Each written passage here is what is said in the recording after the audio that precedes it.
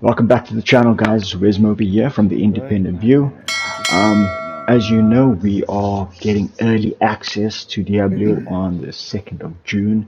So I just wanted to give you a quick run through from a noob's perspective on the beta that we played. Yeah, I just want to touch on a couple of things specifically around presentation, the gameplay, the loot system, the skill system, and then yeah, just some closing thoughts so that you guys have a bit of an idea of what you're getting yourselves into and what you can expect. So yeah, looking at the presentation, as you can see from the introduction of this game, the graphics is really amazing. Production value is high. There's a lot of time and effort that's been put into the game.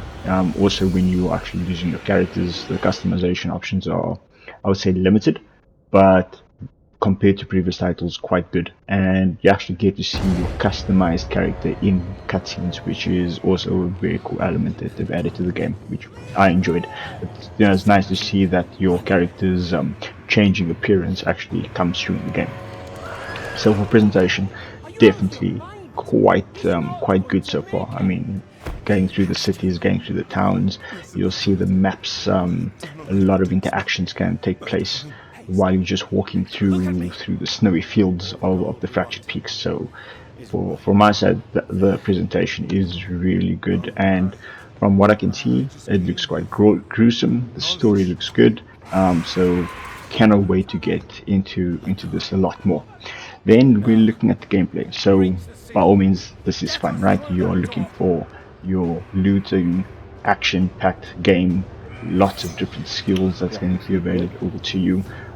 You can check the gameplay that we ran through for Server Slam, where I chose the Necromancer. I also played Barbarian, and from the reviews I've seen so far, he is going to be one of the most powerful in-game characters.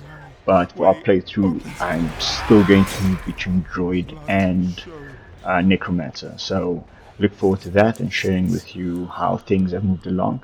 But from a gameplay perspective, very fun. Music's good.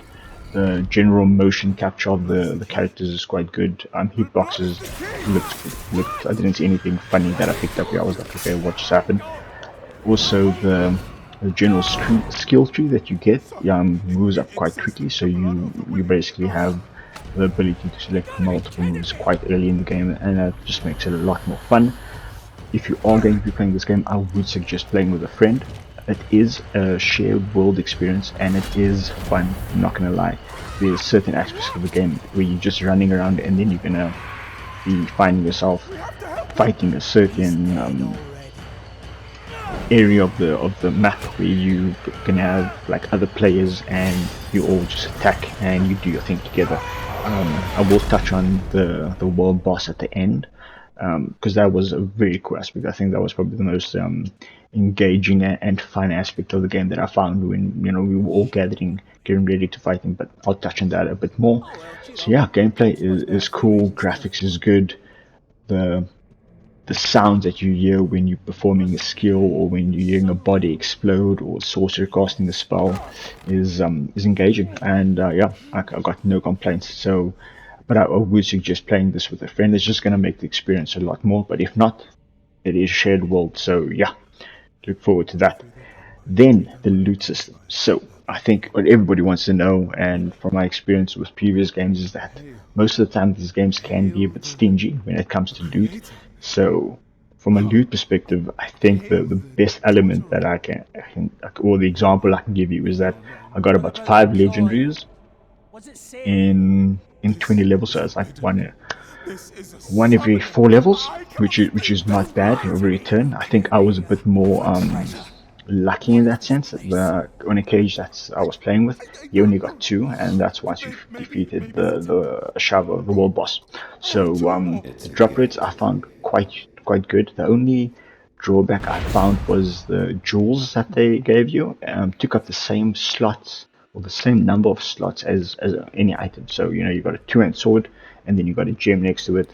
It takes up the same space. But I'm pretty sure they're going to patch that and sort it out as the game grows and gets better. So yeah, I wouldn't stress too much about that. And the loot, well, it was quite favorable. You know, you found yourself receiving quite a bit of loot, so that you were always constantly changing your look or changing your weapons. And yeah, so by no means are they stingy. It was a good experience when it came to loot and just changing the look and feel of your character, making them stronger, changing your weapons. So I thoroughly enjoyed that. I'm not going to jump too much into the shops, into the crafting, and into the blacksmith. Those elements are there, and as with most of these action RPGs, yeah, they've covered, I would say, almost all their bases from what I've seen to date. But we will dive into that a lot more when we actually get the early access. So look forward to that. And then the skill tree. The skill tree is vast. I'm not gonna lie. You get this initial skill tree that you can build, and then they have a post level 50 Paragon level, if I'm not mistaken. And yes, the skill tree looks really like they've added little mods onto skills. So I found myself having a lot of fun with the necromancer. I mean, I had bone spears, I had exploding corpses, I had multiple armies of skeletal creatures.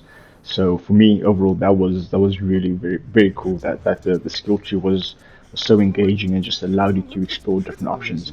The one setback I would have when it does come to the skill trees is that you want to have an element of kind of setting pre-mods or like a pre-skill for certain activities. So, for example, when I went to take on the world boss the first time, I had my kind of co-op buddy skills on the character, on the necromancer.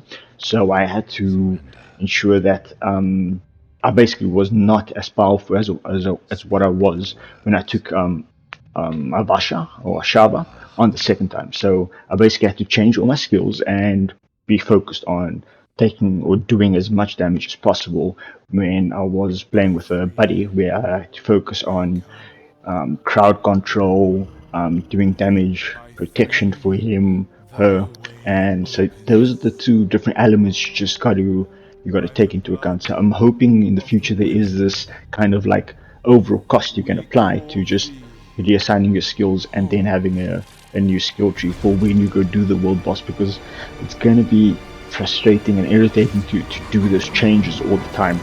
So yeah, looking forward to seeing how they fix that.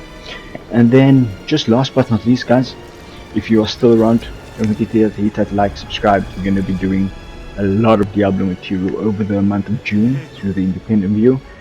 So yeah, looking forward to it. We're probably going to also start a clan, so if you're in South Africa and you want to join and play with us, by all means, let us know in the comments below what you think, if you're keen to join for a clan, because, the more the merrier. It's going to be a lot of fun. Yeah, but overall, guys, see you 2nd of June in Sanctuary. Cheers, guys. Chat soon.